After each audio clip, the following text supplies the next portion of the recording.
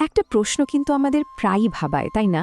যে এত রকম ভিন্নতা, এত অমিল থাকা সত্ত্বেও একটা সমাজ বা একটা সম্প্রদায় আখের কিভাবে এক হয়ে থাকে। চলুন আজ এই ঐক্যের রহস্যটা একটু ব্যবচ্ছেদ করে দেখা যাক। আচ্ছা, তাহলে শুরু করা যাক।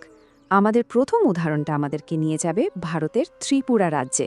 এটা এমন একটা জায়গা যা শতাব্দীর পর শতাব্দী ধরে গড়ে ওঠা ঐক্যের এক জীবন্ত উদাহরণ। ত্রিপুরার গল্পটা কিন্তু একদিনের নয়, এটা ধীরে ধীরে একসঙ্গে মেশার একটা লম্বা কাহিনী। মানে সময়ের সাথে সাথে বিভিন্ন জায়গা থেকে মানুষের স্রোত এখানে এসেছে, এক একটা অভিবাসনের ঢেউ এসে এখানকার সামাজিক কাঠামোটাকে একেবারে অনন্য করে তুলেছে। আর ফলাফল বিভিন্ন জনগোষ্ঠী মিলেমিশে একাকার হয়ে গেছে।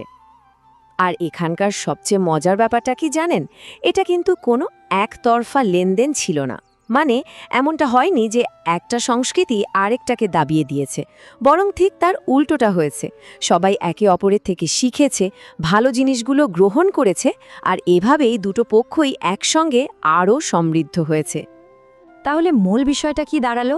ত্রিপুরাতে যে ঐক্যটা আমরা দেখি, ওটা কিন্তু ওপর থেকে চাপিয়ে দেওয়া কিছু না, এটা একদম স্বাভাবিকভাবে প্রাকৃতিকভাবেই গড়ে উঠেছে। কিভাবে? ওই যে একসঙ্গে ইতিহাস ভাগ করে নেওয়া আর একে অপরের প্রতি পারস্পরিক অবদানের মধ্যে দিয়ে।